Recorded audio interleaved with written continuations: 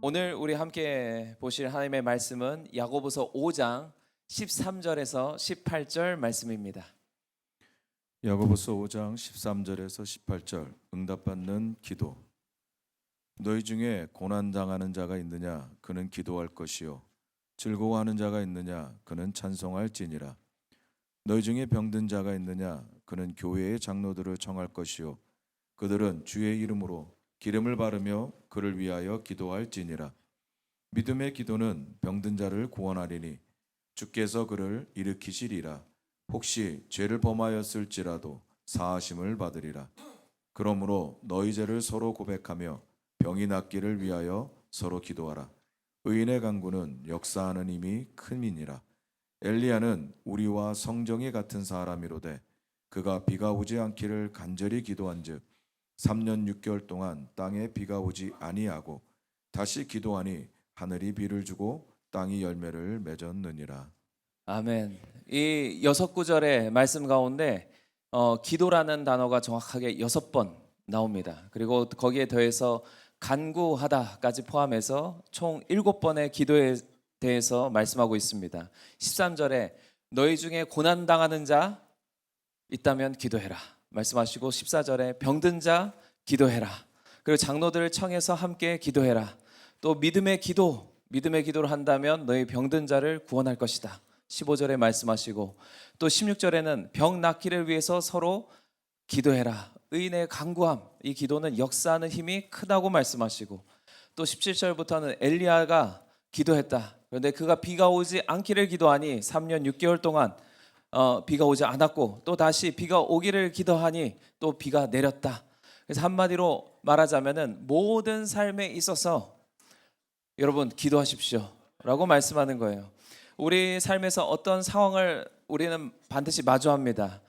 그런데 그 상황에 대해서 하나님은 이렇게 말씀하는 것이에요. 염려할 만한 상황이 아니다 라고 말씀하시는 거예요. 걱정할 만한 상황이 아니다, 낙심할 만한 상황이 아니다, 원망할 만한 상황이 아니다. 어떤 상황이 오든지 그 상황이 기도만 한다면 하나님이 나에게 역사하실 상황이다 라고 말씀하신 것이에요. 하나님이 나에게 역사하실 때다, 하나님을 경험할 때다, 하나님의 응답하심을 우리의 삶 가운데서 증거할 때다, 내가 은혜 입을 때다, 하나님께서 나에게 역사하실 때 우리가 기대하지 않습니까? 하나님께서 나의 삶에 역사하시기를 기대합니다. 하나님께서 우리의 삶에 은혜 주시기를 기대합니다. 그렇다면 어떤 상황들이 올 거예요. 그런데 우리가 기대하지 않은 상황들이 올 수도 있습니다. 그런데 그것이 하나님이 우리에게 보내신 상황이라는 걸 믿음의 눈으로 보면 보이는 것이에요. 이 상황을 기도하면 하나님께서 역전시키겠구나. 이 상황을 통해서, 이 상황에, 내 힘으로 불가능한 이 상황에 하나님께서 역사하실 때구나. 정말로 지금까지는 나를 의지해서 살았다면 이제는 하나님만 의지하고 정말 하나님 앞에 간구할 때 이 기도에 응답하실 때구나.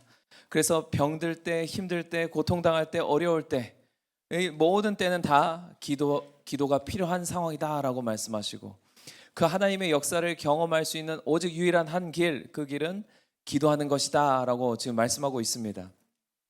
그래서 기도는 이론이 아니라 실제다라고 말씀하는 것이에요. 미진 장로님께서 몇 주 전에 설교하셨습니다. 응답받는 기도. 네, 그래서 그 기도는 응답받는 게 정상이다. 받는 걸 목적으로 하지 않고 우리가 기도하는 것은 없다, 이렇게 말씀하셨어요. 기도의 목적이 있다면 바로 그것은 응답받는 것입니다. 우리가 그냥 우리 속마음을 털어놓기 위해서 하는 기도도 있죠. 많은 철학자들은 그렇게 얘기해요. 모든 종교에는 다 기도가 있는데 그거는 누구에게도 말할 만한 사람이 없기 때문에 신이란 존재에게 자기 마음 털어놓기도 하고 이런저런 얘기도 하기도 하고 자기 사정을 얘기하는 것이다 라고 말할지 모르겠습니다. 그런데 우리는 반드시 우리가 믿는 것은 우리의 모든 상황을 보시는 하나님, 그리고 우리의 모든 간구의 기도를 들으시는 하나님, 그리고 거기에 기도를 들으시고 응답하시는 하나님, 그래서 내 삶 가운데서 역사하신 하나님을 알기 때문에, 그 하나님이 계신 것을 알기 때문에 우리가 기도하는 것이죠. 그래서 우린 이 믿는 자, 정말로 기도하는 자들은 하나님을 경험하는 것이 당연합니다. 저 응답받는 것이 기도에서 응답받는 것이 당연한 삶이에요. 성경은 항상 기도하면 응답이 있고 기도하면 응답이 있어요. 그래서 우리 오늘날을 살아가는 크리스찬도 기도하면 응답받는다. 그래서 어떻게 기도하면 응답받을까? 우리 미진 장로님께서는 이렇게 말씀하셨어요. 여러분 기도할 때 정말로 기도한 것에 대해서 믿음으로 우리가 순종하면서 최선의 일을 다할 때 응답받습니다. 또 그래서 제가 또 이어서 지금 오늘 하는 말씀은 이전에 이미 홍 목사님께서 강의하신 내용이에요. 설교하신 내용이에요. 그런데 늘 들으면서 우리가 다시 한번 또 튜닝하고 또 튜닝해서 다시 원래 자리로 제대로 걷게 하는 것이 저의 사명입니다. 그래서 기억하십시오. 환란이 있다. 그것은 우리를 하나님께서 기도하라는 사인이에요. 우리를 기도하게 만드시는 거죠. 그런데 그 환란 속에서 이스라엘 백성에게 응답하신 하나님은 오늘 우리의 기도에도 응답하십니다. 그래서 하나님을 경험하는 것, 거기서부터 출발하는 것이죠. 그래서 응답, 오늘 기도에 대해서 주께서 말씀하실 때 첫 번째는 응답받는 기도인데 그 기도, 오늘 말씀하시기를 믿음의 기도라고 말씀하셨어요. 15절에 믿음의 기도는 병든 자를 구원한다. 한마디로 믿음의 기도는 응답받는다. 그러니 응답받는 기도는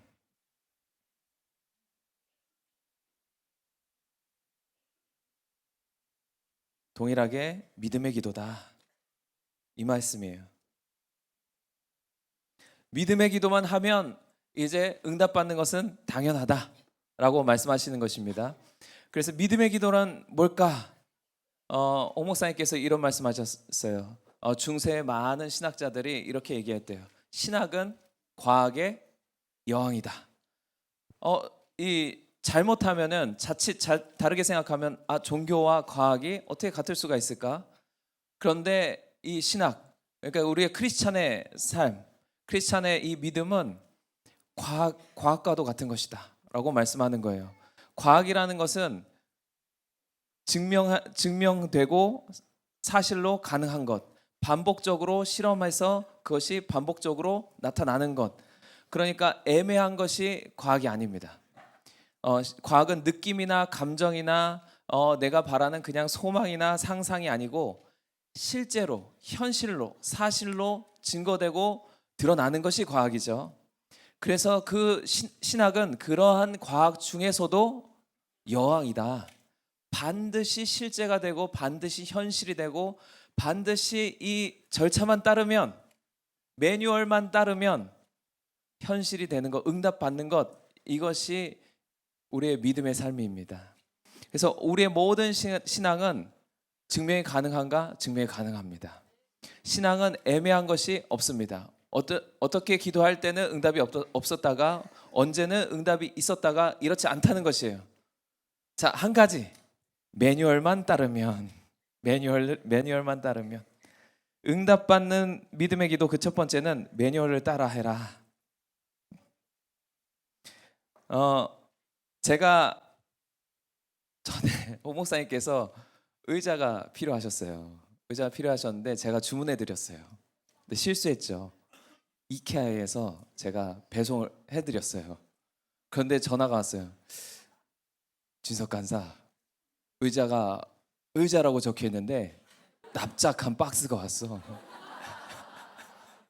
왜냐면 이케아는 조립이 안 돼 있어요. 다 분해돼 있어요. 그러니까 납작한 박스가 있어. 도대체 의자 모양으로 생기지 않은 납작한 박스가 배송된 거예요. 제가 실수했죠. 그래서 제가 다음 주에 꼭 가서 조립해 드리겠습니다 했어요. 그런데 목사님께서 당황하셨지만은 의자가 아닌 줄 알고, 이게 도저히 사람 앉을 모양이 아니잖아요. 그런데 뜯어서 보니까는 거기에 뭐가 있냐면 매뉴얼이 있어요. 조립하는 방법이 나와 있어요. 1번 모든 부품의 번호가 다 적혀 있고 1번 부품과 2번 부품을 이 3번 나사로 조립하셔. 이게 다 순서를 따라서 하기만 하면 다 하니까는 뭐가 나와요? 의자가 나와요. 납작한 박스에 있던 게 의자가 돼요. 그런데 뭐만 따라서 하면 되냐면 시간이 좀 걸릴지 모르겠지만 이 들어있는 설명서, 매뉴얼을 따라서 하기만 하면은 결국에 의자가 됩니다. 이것이 과학이고 기도도 마찬가지예요. 우리의 신앙생활도 마찬가지예요. 기도도 매뉴얼을 따라서 하기만 하면은 마지막에 의자가 나오는 것처럼 우리의 기도는 반드시 응답됩니다. 이 매뉴얼 따라서 안 하면 아무리 해도 의자가 안 나와요. 의자가 안 나와요. 다시 풀렀다가 다시 졸업했다가 시간만 가요. 그래서 우리의 신앙생활에 관해서 이 놀라운 매뉴얼은 뭡니까? 기도의 매뉴얼? 바로 성경. 여기 있습니다. 성경 전체 안에서 정말 우리의 기초, 출발은 뭐냐면 믿음으로 시작해야 되죠. 이 우리의 믿음의 출발에 대해서 잘 말씀하신 구절은 히브리서 11장 6절 말씀입니다. 우리가 기도하기 전에 기초가 있어야 돼요. 믿음의 기초. 그것은 뭐냐면 함께 읽겠습니다. 믿음이 없이는 하나님을 기쁘시게 하지 못하나니 하나님께 나아가는 자는 반드시 그가 계신 것과 또한 그가 자기를 찾는 자들에게 상 주시는 이심을 믿어야 할지니라. 우리 모든 믿음의 출발, 그것은 바로 하나님이죠. 응답받는 기도는 믿음의 기도라고 했습니다. 그렇다면 우리가 하나님 앞에 나아갈 때마다, 기도하러 나아갈 때마다 첫 번째 우리가 믿어야 되는 건 하나님이 계십니다. 나의 하나님이 계십니다 하는 것과 또 주 앞에 기도할 때마다 그는 나에게 상 주시는 분이십니다. 한마디로 나에게 응답하시는 분이십니다. 그래서 믿음으로 출발한다는 건 하나님이 계신 것, 그리고 그렇기 때문에 그 계신 하나님은 나의 기도에 응답하신 하나님이시라는 것을 믿기 시작해야 돼요. 그래야 우리의 기도에 의미가 있는 거죠. 그리고 거기에 이제 매뉴얼이 있습니다. 그 매뉴얼 첫 번째, 이제 매뉴얼을 조립해 볼 거예요. 자, 요한 1서 5장 14절 말씀입니다. 14절과 15절 말씀. 요한 1서 5장 14절과 15절 말씀 함께 읽겠습니다. 그를 향하여 우리가 가진 바 담대함이 이것이니 그의 뜻대로 무엇을 구하면 들으심이라. 우리가 무엇을든지 구하는 바를 들으시는 줄을 안즉 우리가 그에게 구한 것을 얻은 줄 또한 아느니라. 아멘. 놀라운 말씀 14절 말씀에 주님은 우리의 기도를 들으시는 분이십니다. 네. 그런데 그 기도를 들으심과 안 들으심의 기준이 있어요. 자, 첫 번째 어떻게 해야 되는가? 주의 뜻대로. 일단은 주의 뜻을 알아야 돼요.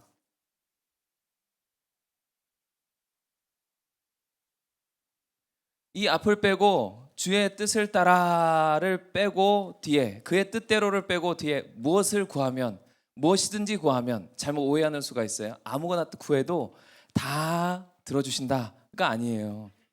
여기가 결정적인 차이가 시작됩니다. 제가 많은 분들을 기도 제목을 관찰한 결과, 네, 주의 뜻대로, 그의 뜻대로 무엇을 구하면 들으신다. 나의 기도가 주의 뜻 안에 있다면, 주의 뜻이라면 반드시 주님은 그것을 들으시는 분이십니다. 그럼 주의 뜻을 어떻게 구분하는가? 그렇기 때문에 끊임없이 주의 뜻은 여기 있습니다. 하나님 말씀 안에 있습니다. 창세기 1장부터 계시록 마지막 장까지 이것이 다 주의 뜻입니다. 그렇기 때문에 우리가 성경을 알아야 되고 읽어야 되고 묵상해야 되는 이유가 거기 있어요. 이게 하나님의 뜻입니까? 하나님의 뜻이 아닙니까를 알 수 있는 비결은 성경 안에 있죠. 하나님의 뜻이라면 하나님께서 반드시 들으신다 이렇게 말씀하고 계세요. 또 15절 말씀에 그러면 우리가 무엇이든지 구하는 바, 이 무엇이든지가 아무거나가 아니라는 뜻을 우리가 알았습니다. 하나님의 뜻 안에서 무엇이든지 구하면 들으시는 줄 안즉 우리가 그에게 구한 것을 얻은 줄을 또한 안다. 자, 구하면, 주의 뜻을 구하면 들으셔요. 그러면 우리가 얻었어요. 두 가지. 주의 뜻을 따라서 기도하기만 하면은 첫 번째, 그분은 우리의 기도를 들으십니다. 그분은 우리의 기도를 들으셨다면 반드시 우리에게 주시는 분이십니다. 여기서 중요한 것은 이것이에요. 앞으로 언젠가 얻을 것이다가 아니에요. 이미 얻은 줄 안다라고 말했어요. 하나님이 들으셨다면 하나님은 우리에게 주셨습니다. 이미 우리는 얻었습니다. 그래서 하나님의 뜻을 따라서 주님, 하나님의 뜻을 따라서 제가 이것을 구합니다 했다면 반드시 이어서 우리가 하는 기도는 저에게 응답하여 주신 하나님 찬양합니다. 저에게 응답하여 주신 하나님 감사합니다 하는 것이죠. 이것과 동일한 말씀이 있습니다. 마가복음 11장 24절 말씀이에요. 이 말씀도 함께 읽겠습니다. 그러므로 내가 너희에게 말하노니 무엇이든지 기도하고 구하는 것은 받은 줄로 믿으라. 그리하면 너희에게 그대로 되리라. 이제 이 두 가지 말씀을 조합해 보면 마가복음 11장 24절을 많은 분들이 오해하고 계신데 오해하지 이제 않으실 거예요. 무엇이든지 아무거나가 아니라고 말씀드렸어요. 주의 뜻을 따라서 기도하고 구하기만 하면은 받은 줄 알아라. 언젠가 받게 될 것이다가 아니라 이미 받았습니다. 네, 조금의 시간차는 있겠지만은 이미 저는 받았습니다. 그 일은 일어날 것입니다 하는 것이죠. 반드시 제 삶 안에서 경험될 것입니다. 그렇기 때문에 이미 주신 하나님 찬양합니다. 저의 기도에 응답하신 하나님 감사합니다. 이렇게 믿음의 기도를 나가는 거예요. 믿음의 기도는 우리가 느낌이나 감정이 아니라고 그랬어요. 그러니 내 눈앞에서 보이지 않는 순간 저 아직 안 느껴져요. 잘 모르겠어요. 아무런 이 확신이 안 와요. 이렇게 말하지 마시기 바랍니다. 그건 믿음의 기도가 아니죠. 우리가 주의 뜻을 따라서 구했다면 하나님 이것은 말씀에 근거하기를 주의 뜻입니다. 그렇다면 하나님 제가 지금 기도했습니다. 하나님 들으신 하나님 찬양합니다. 말씀에 보니 하나님은 주의 뜻을 따라 하는 기도를 들으신 하나님이십니다. 그러니 말씀에 근거해서 제가 주님께 요청드립니다. 주님 저에게 이것을 주십시오. 그렇다면 제가 또한 받은 줄 믿습니다. 주님 감사합니다. 거기서 끝난 것이에요.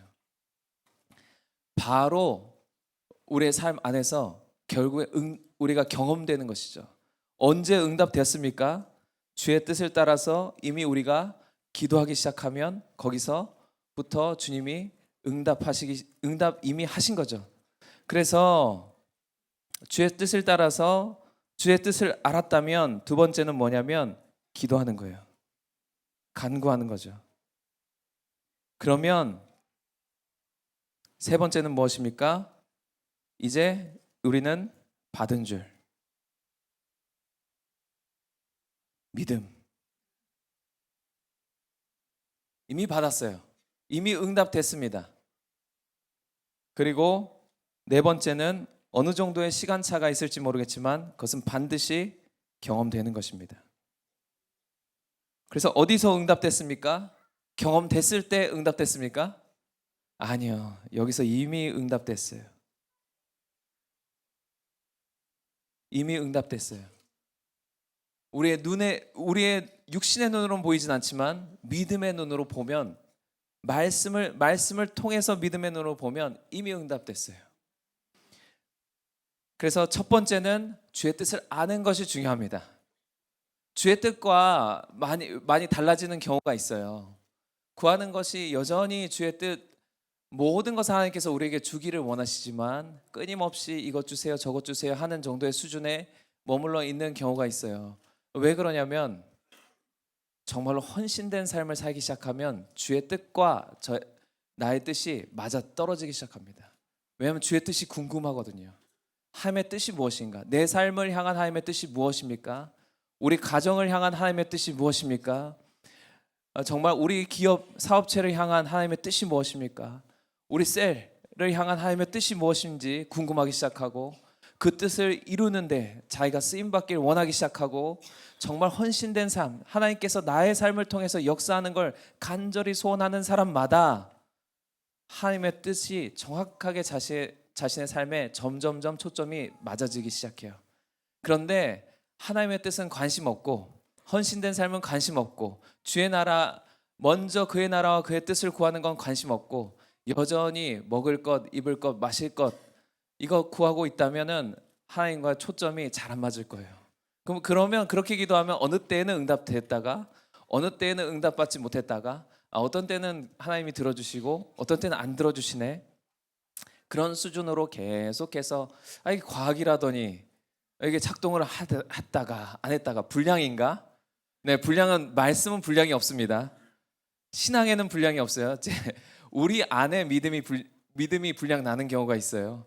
하나님의 뜻과 맞지 않기 때문입니다. 그런데 헌신된 삶을 살기 시작한다면 정말 우리 교회 대덕교회의 성도 여러분들 NCO로 살기로 열방을 바꾸기로 하나님 나라를 확장하기로 결정한 여러분들이라면 저는 주의 뜻과 우리의 기도 제목이 일치하는 줄 확신합니다. 왜냐하면 말씀 안에서부터 주의 뜻이 나오기 시작하거든요. 그래서 이 네 가지 원칙이 있습니다. 이게 기도 매뉴얼이에요. 첫 번째, 주의 뜻을 안다. 두 번째는 그렇다면 알았다면 주님 저를 통해서 그 뜻을 이루시옵소서 하는 것이죠. 바로 제가 이제 다음 주 월요일이면은 일본 가잖아요. 또 그 다음 달에는 또 우간다 가잖아요. 그러면 우간다 가서 제가 하고 싶은 일, 일본 가서 제가 하고 싶은 일에는 전혀 관심이 없죠. 일본 캠프를 재정 캠프를 통해서 하나님께서 하시고자 하는 일이 무엇인지 그것부터 묻기 시작하는 거예요. 우간다 재정 캠프를 통해서 하나님께서 하시고자 하는 일이 무엇인지부터 구하는 거죠. 하나님께서 저에게 맡기신 사명, 사역 가운데 하나님께서 하시고자 하는 일이 무엇인지부터 믿음의 눈으로 바라보기 시작하고 그렇다면 우리에게 알려주셨다면 기도하는 거예요. 기도한다면 이미 응답되었구나. 우리의 기도에 응답하신 하나님 찬양합니다. 여기에는 반드시 무엇이 따라오냐면 감사가 따라옵니다. 왜냐하면 말씀의 근거에서 보면 이미 하나님 응답하셨거든요. 우리가 일본을 가지 않아도 이미 일주일 뒤에 일본을 가지만 이미 여기서부터 감사하는 거예요. 왜냐하면 가면 놀라운 일을 펼치실 것, 우리가 경험할 거를 이미 믿음의 눈으로 선포하고 가는 거죠. 우간다에 가면은 하나님께서 놀라운 역사를 일으키실 것을 이미 믿음으로 우리가 선포하고 가는 거예요. 그래서 이미 믿고 나면 이렇게 하는 것이 믿음의 기도입니다. 그러고 나면 우리가 현장에 도착했을 때는 경험하는 것이죠. 그런데 홍 목사님께서 이 강의를 하시면서 끊임없이 강조하는 것은 이것이에요. 3번과 4번을 바꾸시는 분들이 있으신데 네. 이러면 매뉴얼과 다릅니다. 매뉴얼은 1, 2, 3, 4번 순서를 정확하게 따라야 돼요. 주의 뜻을 알고 기도하고 그런데 그 다음부터는 역사에 주시옵소서를 계속 반복하는 거예요. 계속 역사에 주시옵소서. 그러면 경험될 때까지 반복해요. 왜 안 되지? 왜 안 됩니까? 매뉴얼대로 하지 않았어요. 이미 3번이 있어야 되는데 4번이 왔어요. 홍 목사님께서 이것 때문에 그림을 여러 번 그려주셨죠. 그 뭡니까? 건전지예요. 건전지가 있어요. 건전지가 있으면 거기엔 플러스와 마이너스가 있잖아요. 그래서 항상 이게 플러스 마이너스 플러스 마이너스 이게 1번 2번 3번 4번이 정확하게 맞으면 이게 작동합니까 안 합니까? 하죠. 그런데 많은 경우에 3번과 4번을 어떻게 한다? 바꾸면 플러스 마이너스 마이너스 플러스예요. 4번 3번. 여기 앞에 계신 우리 히어로 분들 이거 작동합니까? 안 하죠. 다 맞는 것 같은데 1번도 맞고 2번도 맞고 4번도 맞고 3번도 맞는 것 같은데 작동을 안 하는 거예요. 3번과 4번이 연결돼야 되는데 순서를 바꾸면 안 됩니다. 순서를 바꾸면 믿음의 기도가 아니라 똑같은 기도예요. 세상하고 똑같은 기도예요. 이제 우리는 주께서 말씀의 근거에서 우리의 주의 뜻을 따라 하는 기도에 응답하신다는 하나님을 믿음으로 감사하고 선포하고 거기에 확신을 가지고 나아가는 것입니다. 그래서 정말로 이 건전지 제대로 끼우는 것처럼 이 매뉴얼을 정확하게 따르기만 하면 그 기도는 믿음의 기도요 응답 받는 기도다라고 말씀하고 있는 것입니다. 출발은 주의 뜻을 따라서 한다. 여기 핵심입니다. 기반이에요. 그리고 주의 뜻을 알았으면 그때부터는 뭐 한다? 기도한다. 기도한다. 그리고 나서는 기도했다면 말씀의 본이 들으시고 이미 우리에게 주시는 하나님이세요. 그러니 찬양하고 감사하고 예배드리고 이미 얻었음을 선포하고 그러면 그 다음에는 경험이 되는 것입니다. 응답되는 것입니다. 두 번째는 뭐냐면 응답받는 믿음의 기도 특징은 예수 이름으로 기도하라. 예수 이름으로 기도하라. 예수 이름으로 기도한다라는 말이 저도 이전에는 단순하게 생각하고 있었어요. 아니 오히려 복잡하게 생각하고 있었는지도 모르겠어요.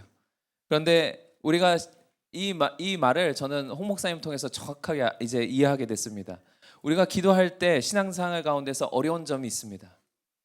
기도하다 보면은 너에게 자격 있니? 끊임없이 어둠의 세력이 우리한테 얘기해요. 너 이거 기도할 만한 자격 있어?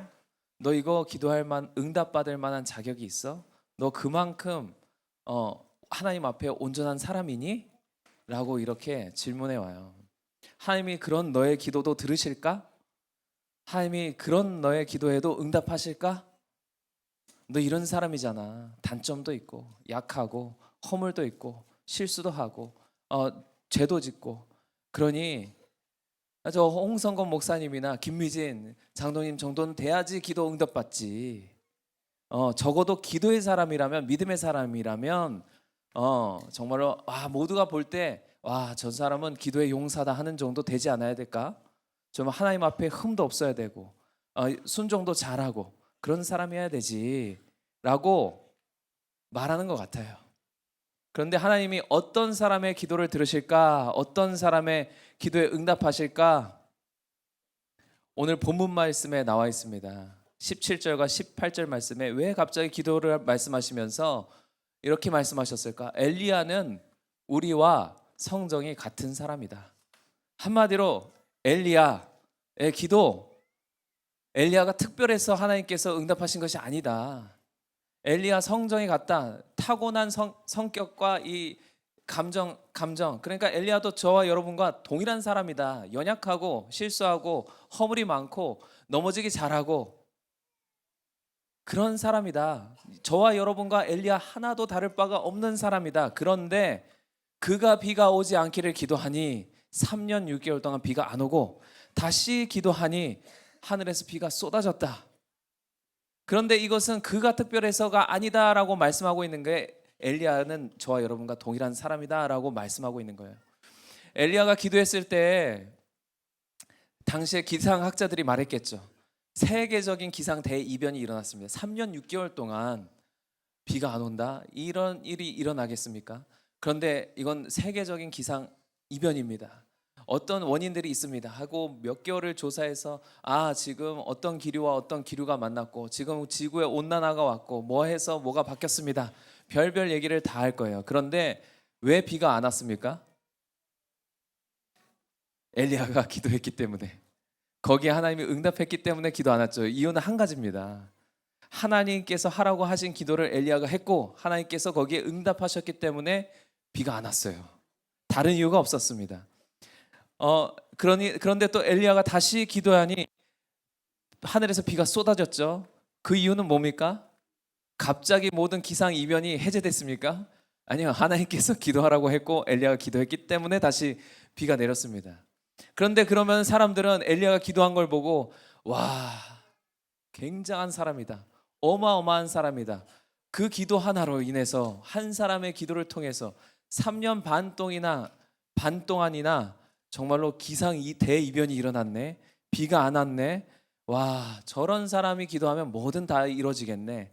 저런 엘리야쯤 돼야지 기도할 수 있지. 그럼 영적 거인이네. 이렇게 생각하잖아요. 그리고 우리가 엘리야를 봐도 선지자 중에 선지자의 대표 엘리야 아니겠습니까? 가장 믿음이 좋은 사람, 가장 많은 기적들을 행한 사람, 그런 사람으로 우리가 보잖아요. 근데 주께서 저와 여러분과 똑같은 사람이다. 엘리야, 너랑 다를 바 없는 사람이야 라고 말씀하고 있어요. 그도 역시 연약했던 사람이고, 그도 역시 화도 잘 냈고, 그도 역시 불평도 잘했고, 그도 역시 낙심하기도 했고, 때로는 두려워하기도 했고, 결국에 실수하기도 했어. 갈멜산에서 대승리를 거뒀지만은 한 여자의 말을 듣자마자 도망쳤던 사람, 우리가 어떻게 보면 이해 안 될 정도의 사람, 약점도 많고 단점도 있는 그런 사람. 그런데 엘리야가 위대해서가 아니라 엘리야의 기도에 응답하시는 그 하나님이 위대하시다라고 말씀하는 것이에요. 그러니 저와 여러분은 엘리야와 동일한 출발선상에 있다라고 말씀하시는 것이에요. 우리가 더 부족하거나 엘리야가 더 낫다거나 그런 것이 아니다. 영적이나 도덕적이나 어떤 조건이 필요한 것이 아니다. 그런데 무엇이 필요하냐면 예수 그리스도의 이름으로 기도하는 것이 필요하다. 여기서 한마디로 우리에게 자격이 필요한데, 기도하는 모든 자격은 예수 그리스도로부터 온다. 너 자격 있니? 라고 물어보는 이 질문에 어떤 사람도, 엘리야조차도 그 질문에는 대답할 수 없다. 그런데 대답할 수 있는 길이 딱 하나 있는데 그것은 예수 그리스도의 이름이다. 우리가 은행에 갔어요. 저금한 돈을 찾으러 가요. 저금한 돈을 찾으러 가면은 뭘 확인해야 돈을 내줍니까? 제가 그 저금한 사람인지 신분이 확인되면 돈을 내줘요. 그러니까 신분만 확인되면 돼요. 우리의 신분은 김진석이라서, 또 내가 어떤 잘난 사람이라서, 아니면 어떤 대단한 일을 한 사람이라서 신분이 확정되는 것이 아니에요. 오직 누구 안에 신분이 있습니까? 예수 그리스도 안에. 그래서 우리가 요한복음 14장 13절과 14절 말씀, 이 말씀 함께 읽겠습니다. 너희가 내 이름으로 무엇을 구하든지 내가 행하리니 이는 아버지로 하여금 아들로 말미암아 영광을 받으시게 하려 함이라. 내 이름으로 무엇이든지 내게 구하면 내가 행하리라. 아멘. 또 16장 23절과 24절도 읽겠습니다. 16장 23절과 24절 읽겠습니다. 그 날에는 너희가 아무것도 내게 묻지 아니하리라. 내가 진실로 진실로 너에게 이르노니 너희가 무엇이든지 아버지께 구하는 것을 내 이름으로 주시리라. 지금까지는 너희가 내 이름으로 아무것도 구하지 아니하였으나 구하라. 그리하면 받으리니 너희 기쁨이 충만하리라. 하나님께서 응답하신다고 말씀하세요. 주께서 응답하신다고 말씀하세요. 주신다고 말씀하십니다. 구하라고 말씀하세요. 그런데 예수의 이름으로 구할 때 준다라고 말씀하십니다. 무엇이든지에 대해서 우리 배웠어요. 주의 뜻대로, 주의 뜻이라면 무엇이든지 구할 때 예수 그리스도의 이름으로 구하기만 하면, 그래 나는 자격 없지만은 주님, 예수 그리스도가 나의 자격이십니다. 이 기도 끝날 때마다 예수 그리스도의 이름으로 기도드렸습니다. 아멘. 겨우 이 차원을 말하는 것이 아니에요. 그것 잘하셨습니다. 계속 하시기 바랍니다. 그런데 이것만 말하는 것이 아니라 정말로 우리가 아버지 앞에 달려가는데, 아버지 앞에 보좌 앞에 달려가서 아버지의 보좌 위에 정말로 기도의 향을 올려드리는데, 너 자격 있니 하면 잠깐 머뭇거리는 거예요. 보좌 앞에 갈 수 있을까? 나 갈 만한 사람인가? 갈 만한 자격이 있나? 그런데 거기서 머뭇거리지 말라는 거예요. 예수 이름으로 담대하게 나가시라는 거예요. 내 능력과 내 자격과 내 조건은 아무것도 없습니다. 그런데 예수님이 모든 자격을 다 이루셨습니다. 내가 기도할 만한 이유가 있습니다. 나에게는 기도할 수 있는 자격이 있습니다. 나에게는 기도할 수 있는 신분이 있습니다. 그것은 바로 예수 그리스도이십니다. 예수 그리스도께서 나를 모든 죄를 해결하셨습니다. 그의 보혈이, 예수 그리스도의 보혈이 나의 자격입니다. 예수 그리스도의 십자가의 공로가 나의 자격입니다. 구약 사람들은 지성소에 못 나갔죠. 그런데 우리 매일 주일마다 예수 그리스도 앞에 나아갈 수 있는, 주의 보좌 앞에, 하나님의 보좌 앞에 나아갈 수 있는 이유가 뭡니까? 달려갈 수 있는 이유가 뭡니까? 어떤 자격도 상관없이 예수 그리스도의 보혈의 공로가 나의 자격이기 때문에 나아갈 수 있잖아요. 우리가 기도할 수 있는 이유도 예수 그리스도의 보혈의 공로 때문입니다. 그렇다면 우리가 이 받을 수 있는 이유, 응답받을 수 있는 이유 무엇이냐면 예수 그리스도의 이름 때문이에요. 나는 아무 자격이 없지만, 나는 아무 조건도 갖추지 못했지만은 십자가가 나의 자격이기 때문에 주님, 제가 기도합니다. 예수 그리스도께서 나의 삶에 주님 앞에 기도할 수 있는 은혜를 주셨고, 예수 그리스도의 이름으로 구하면 무엇이든지 얻을 수 있는 은혜도 주셨습니다 하면 주님께서 주신다는 거예요. 그러면 그것을 통해서 요한복음 14장 13절에 말씀하시기를, 아버지께서 주시는데 그것을 통해서 아버지가 영광 받으신다. 예수 그리스도의 이름, 나는 아무것도 아닙니다. 예수님께서 나의 자격 되셔서 제가 예수 그리스도의 이름으로 구했을 때 주께서 응답하셨습니다 하는 주께서 우리에게 예수 그리스도를 통해서 영광 받으시는 것이죠. 그래서 이 믿음의 기도는 예수 그리스도의 이름으로 하는 것입니다. 그리고 예수 그리스도의 이름으로 기도하면 그것은 또한 하나님께서 영광 받으시는 기도예요. 그래서 우리가 아무리 선을 쌓고 아무리 스펙을 쌓고 아무리 잘 사는 척 한다 할지라도 그것 때문에 하나님께서 응답하시는 것이 아니라 예수 그리스도의 보혈의 공로 때문에 하나님께서 응답하신다. 이것을 믿어야, 이것을 믿는 사람의 기도는 하나님께서 응답하신다라고 말씀하시는 것이에요. 엘리야의 기도가 응답된 이유도 하나입니다. 엘리야가 잘나서가 아닌 것이에요. 오직 자기의 공로를 의지하는 자의 기도가 들려지는 것이 아닙니다. 하나님의 공로, 정말 예수 그리스도의 공로를 의지하는 자의 기도를 하나님께서 들으시는 것입니다. 이 고린도 후서 1장 20절 말씀에 주께서 말씀하셨어요. 예금 인출 방법. 예금 인출 방법이에요. 함께 이 말씀 읽겠습니다. 하나님의 약속은 얼마든지 그리스도 안에서 예가 되니 그런즉 그로 말미암아 우리가 아멘하여 하나님께 영광을 돌리게 되느니라. 하나님께서 이미 우리에게 약속하신 것이 있어요. 그것은 하나님의 뜻입니다. 우리가 하나님의 뜻대로 무엇이든지 구하면 했잖아요. 그러니까 하나님의 뜻이 하늘에 있어요. 이미 우리에게 주시고자 하는 모든 약속들이 거기에 있어요.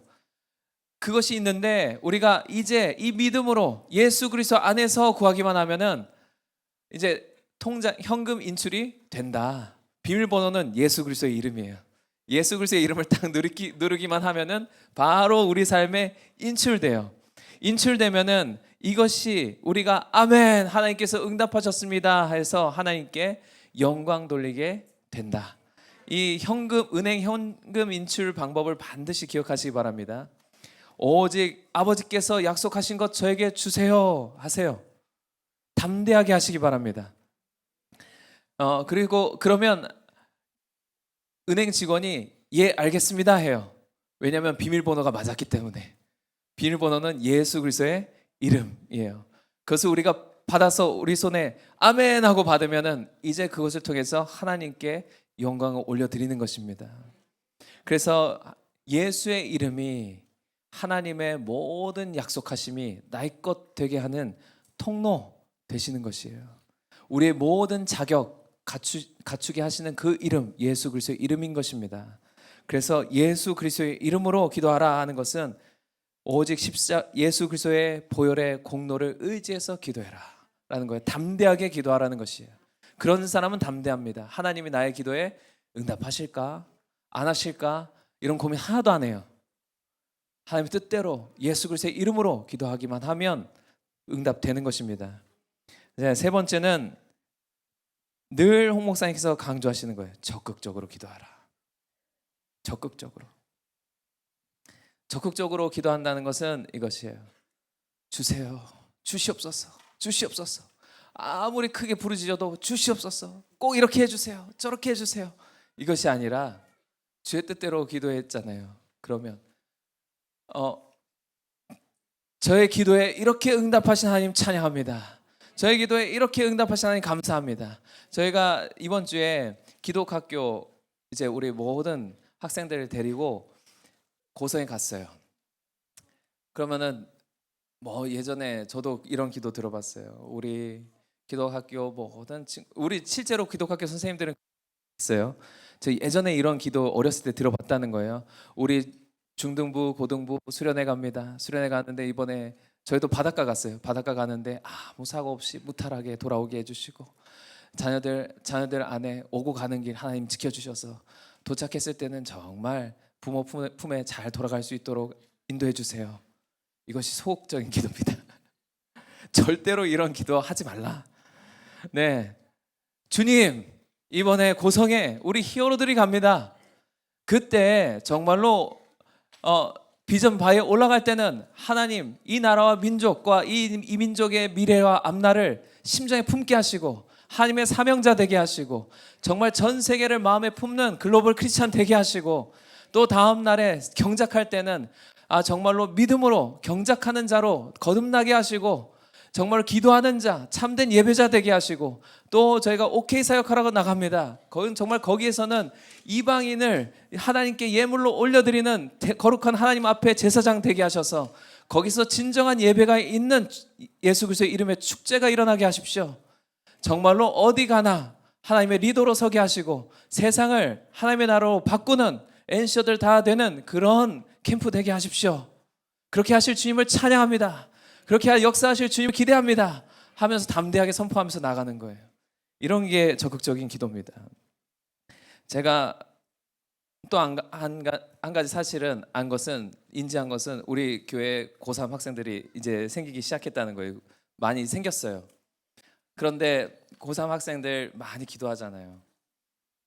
우리 교회 고3 학생들은 그렇지 않을 거예요. 그렇지 않아요. 그런데 만약에 고등학교 3학년인데 현재 이렇게 기도하고 있다. 주님, 제가 저기 제 원서 넣었는데요.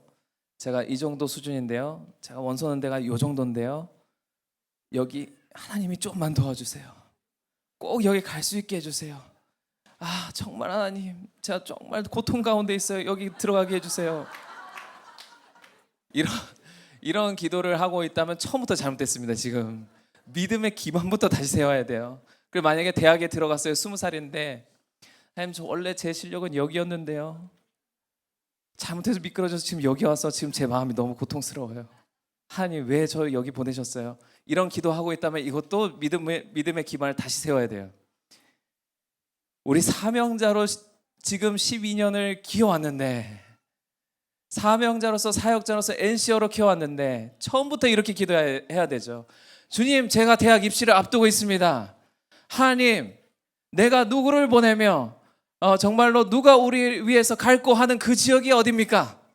그 대학이 어딥니까? 하나님, 저기 대학 보내주세요 하는 것이 아니라 하나님께서 저를 보내실 대학이 어딥니까? 서울입니까? 지방입니까? 지구 반대편입니까?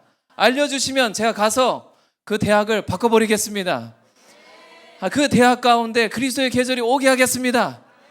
저를 통해서 하나님의 마음을 시원케 하는 자 되겠습니다. 거기서 지금 대학 안에 수많은 사람들이 혼란스러워하고 있는데 제가 거기서 하나님 나라를 세우겠습니다. 저를 보내주십시오 하면 하나님이 어디든 보내죠. 적극적으로 기도해야 됩니다. 우리가 지금까지 이 대덕교에서 홍목사님, 미진 간사님께서 그렇게 믿음의 사람들을 키웠다면 처음부터 기도를 다시 해야 돼요. 하나님, 어디를 보내실까부터 기도해서 제가 가겠습니다. 제가 변화시키겠습니다. 하나님, 저 말고 다른 사람 쓰지 마시고 저 쓰세요. 저부터 쓰세요. 가장 하나님 마음이 가신 곳이 어디입니까? 전 준비됐습니다. 그렇게 우리 TC 시간에 IM 코스 했잖아요. 저의 신분은 이겁니다. 저의 사명은 이겁니다. 하나님께서 저를 세우셨습니다. 하나님께서 저를 구별하셨습니다. 열방의 선지자로 보내신 하나님 찬양합니다. 이 예레미야의 기도처럼요, 이사야의 기도처럼 누가 나를 위해서 갈구했을 때 제가 여기 있습니다 하는 그런 사람. 그래서 제가 바꾸겠습니다. 저를 통해서 대학을 변화시킬 하나님 찬양합니다 하면서 지금부터 기도하면은 하나님이 찾죠. 지금부터 찾죠. 대학을 찾아요. 얘를 어디에 보낼까? 하나님이 찾아주시죠. 헌신된 사람은 걱정을 안 해요. 앞나라 하나님께서 고민하시죠. 어디에 보내야 이 사람이, 얘가 이 땅을 변화시킬까? 어디에 갈지는 하나님이 고민하세요. 적극적으로 기도하시기 바랍니다. 우리가 요한복음 알잖아요. 예수님 어떻게 했습니까? 41절에서 42절 말씀. 나설의 무덤 앞에 예수님이 계셨어요. 죽은 사람이 저 무덤 안에 있어요. 그러면은 우리 보통은 이렇게 기도하잖아요. 하나님, 정말로 제가 사랑하는 나사로가 죽었습니다. 죽은 지 사흘 됐습니다. 정말로 믿음 있다 하는 사람들이 이렇게 기도할지 모르겠어요. 살려주세요. 다시 살려주세요. 살려주세요. 할지 모르겠어요. 그런데 예수님은 어떻게 했습니까? 담대했죠. 아버지여, 내 말을 들으신 것을 감사합니다. 항상 내 말을 들으시는 줄을 제가 알고 있습니다. 예수님은 담대하십니다. 왜냐하면 하나님을 알고 있기 때문에. 아버지, 언제나 내 기도를 들으신 하나님 감사합니다. 아버지, 언제나 내 기도에 응답하신 하나님 찬양합니다. 이런 고백으로 나가셨어요. 그래서 나사로야 나오라 하기 전에 말씀하시기를, 아버지, 항상 내 말을 들으시는 줄 내가 알았습니다. 항상 내 말을 들으신 하나님 찬양합니다. 내 말을 들으신 것 감사합니다. 이런 기도가 적극적인 기도입니다. 그러니까 예수 그리스도를 닮아가야 되잖아요. 이런 예수 그리스도를 기도도 닮아야 돼요. 모든 기도는 거기 앞에서 정말로 주시옵소서가 아니라 이제는 감사합니다. 이미 이루신 하나님, 응답하신 하나님 찬양합니다. 이걸로 바꿔야 됩니다. 그래서 우리가 체리스쿨 하면 이거 기도부터 배워요. 첫 시간부터 하나님이 여러분들을 리더로 세우셨습니다 하면, 기도하라고 하면 이렇게 기도해요. 저를 리더로 세워주십시오. 이번 시즌을 통해서 리더로 세워주십시오. 이렇게 기도하면 홍 목사님이 바로 수정해 주세요. 아니요, 처음부터 하나님이 여러분들을 리더로 지으셨습니다. 그렇다면 이 기도 바뀌어야 됩니다. 나를 처음부터 리더로 지으신 하나님 찬양합니다. 나를 처음부터 온도계로 지으신 하나님 찬양합니다. 나를 처음부터 세상에 영향을 주는 자로, 하나님의 형상으로 지으신 하나님 감사합니다. 그래서 나를 세상으로 파송하신 하나님 찬양합니다. 이렇게 적극적인 기도를 하시기 바랍니다. 그 기도가 응답받는 믿음의 기도입니다. 마지막 네 번째 기도는 절박한 기도예요. 믿음의 기도를 하는 사람들, 정말로 그 하나님의 뜻이 내 삶 안에서 이루어지기 원하는 사람들, 응답받기 원하는 사람들은 뒤로 물러서지 않습니다. 절박합니다. 기도의 전쟁터 안에서 정말 전쟁하는 것처럼 기도해요. 이 마가복음 10장에 날 때부터 눈먼 소경이 있죠. 거지였죠. 바디메오 있잖아요. 거기서 남이 주는 돈, 남이 구제 사역을 하는 사람도 아니고 구제 대상자잖아요. 그런데 어느 날 웅성웅성 시끌벅적한 소리가 들렸어요. 예수님이 오신다는 소리가 들렸어요. 난리 났다 지금. 저 예수님, 나사렛 예수님 소문을 다 들었어요. 앉은 소경이었지만 예수님에 대한 소문을 다 들었어요. 그런데 예수님이 거기 지나가신다고 이 순간을 놓치지 않았습니다. 여러분, 하나님이 내 기도에 응답하신다고 이 순간을 놓치지 마시기 바랍니다. 즉각적으로 일어났어요. 소리 질렀어요. 나사렛 예수여, 다윗의 자손 예수여, 나를 불쌍히 여기소서. 소리 질렀어요. 소리 지르니까 주변 사람들이 시끄럽다, 조용히 해라, 잠잠해라. 지금 저렇게 많은 사람들이 모여있고 웅성웅성하고 시끌벅적하고 저렇게 귀하신 분이 너 기도를 듣겠냐? 이만큼 되면은, 이렇게 무시하면은 사람들은 기도를 그만둬요. 거기까지만 해요. 아, 그렇지, 나는 그런 사람이지. 처음부터 그래, 나는 얻어먹던 사람이지. 내 기도는 안 들으시는 것보다 난 죄인이지, 난 부족하지. 만약에 그러면 응답 받기 전에 응답도 안 되고 기도가 끝날 것입니다. 경험도 안 되고 끝날 거예요. 근데 아시죠? 주께서는 일부러 응답 안 하십니다. 대답을 안 하시는데 질문하시는 것이에요. 침묵으로 질문하시는 것이에요. 바디메오야, 너 정말로 갈급하니? 넌 정말로 내가 필요하니? 바디메오야, 넌 정말로 너의 문제를 해결할 자가 나밖에 없다는 것을 믿니? 이거 주님이 알고 싶으신 것이에요. 주님은 침묵하셨지만 바디메오에게 질문하셨습니다. 사방에서 시끄럽다고 바디메오에게 말할 때 바디메오 기죽지 않았어요. 바디메오 의기소침하지 않았습니다. 믿음으로 담대했습니다. 다시 또 부르짖었어요. 다윗의 자손 예수여, 나를 불쌍히 여기소서. 이 주님이 드디어 바디메오의 절박한 믿음을 알았습니다. 그리고 그를 불렀죠. 이 바디메오가 정말로 자기의 자리를 팍 차고 일어났어요. 자기 이전에 입었던 겉옷들을 벗어 던지고 일어났어요. 그리고 내가 무엇을 원하느냐? 주님, 제가 보기를 원합니다. 이 바디메오가 보기를 원한다는 것은 정말로 나의 문제가 아무리 크다 할지라도 주님은 해결하시는 분이십니다. 세상에서 불가능한 일이다 할지라도 주님은 능치 못하심이 없으신 분이십니다를 고백하는 것이에요. 주께서 말씀하셨죠. 내 믿음대로 될지어다. 오늘날에도 주께서 우리에게 말씀하시는 것이에요. 너의 기도 내 믿음대로 응답될지어다. 절박한가? 내 믿음대로 절박한 만큼 응답될지어다. 주님이 침묵하신다. 주님 지금 우리에게 질문하시는 것이에요. 너 절박하니? 너 간절하니? 너의 삶에서 주의 뜻이 성취되기를 소망하니? 끊임없이 우리가 부르짖어 나갈 때마다 증명해내는 것입니다. 주님 앞에, 주님 저 절박합니다. 주님 저 갈급합니다. 주의 뜻이 저를 통해서 이루어지길 원합니다. 주님, 그래서 나의 삶에서 주님께서 영광 받으시기를 간절히 원합니다. 그런데 이것을 이루실 분은 주 예수 그리스도 당신밖에 없습니다. 그러니 제가 주님 앞에 나아갑니다 라고 하는 것이죠. 여러분 기억하시기 바랍니다. 믿음의 기도는, 이 응답받는 기도는 믿음의 기도입니다. 믿음의 기도를 하실 때는 첫째, 매뉴얼 따라서 하시기 바랍니다. 오직 주의 뜻에 초점을 맞추시고 그 주의 뜻이 우리의 삶에 성취되길 바란다면 그때부터는 기도하는 것입니다. 간절히 기도하는 거예요. 그럼 어떻게 됩니까? 응답됐습니다. 믿음의 선포를 하는 것입니다. 반드시 경험될 것입니다. 두 번째 핵심은 우리에겐 자격이 없습니다. 예수 그리스도의 보혈의 공로가 나의 자격입니다. 예수 그리스도의 이름으로 기도하시기 바랍니다. 세 번째는 적극적으로 기도하세요. 주세요가 아니라 정말로 나에게 새 일을 행하신 주님 찬양합니다 하면서 감사하면서 나아가시기 바랍니다. 마지막으로는 끝까지 절박하게 간절하게, 바디메오의 갈급함은 아무것도 아닙니다. 주님, 제가 더 절박합니다. 주님, 어떤 기도의 응답보다 저의 기도에 먼저 응답하실 주님 찬양합니다. 제가 먼저 주님 앞에 부르짖습니다 하면서 나가시기 바랍니다. 우리 다 함께 기도하겠습니다. 기도의 자리를 사수하시기 바랍니다.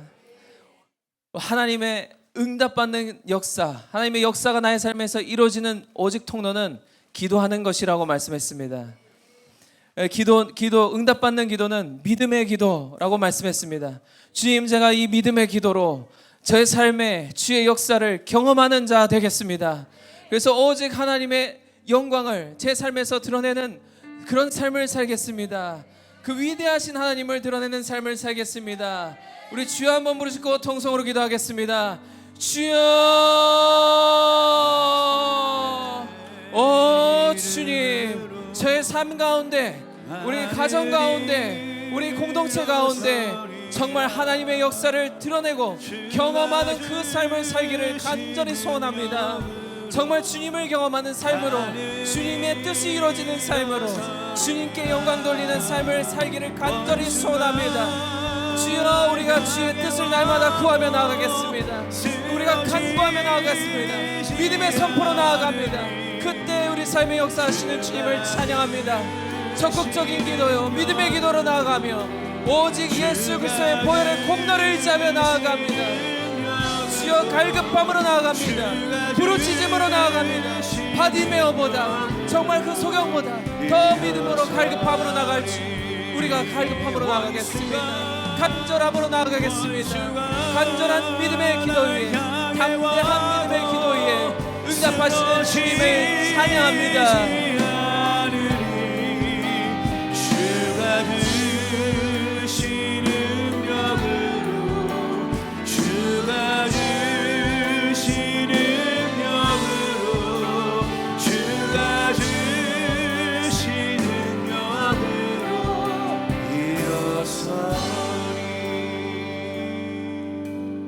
주님, 우리 대덕교회 공동체 우리 대덕교회 가족들은 정말로 우리를 통해서 하나님의 뜻이 이 땅에서 이루어지는 것을 간절히 원합니다. 그것을 통해서 주의 영광이 온 땅에 가득하게 되는 것을 간절히 소원합니다. 그 뜻을 우리를 통해서 성취하실 주님을 찬양합니다. 그 뜻을 우리를 통해서 이뤄가시는 주님을 찬양합니다. 우리가 기도하겠습니다. 간절히 기도하겠습니다. 부르짖겠습니다. 예수 그리스도의 보혈을 공로를 의지하며 나가겠습니다.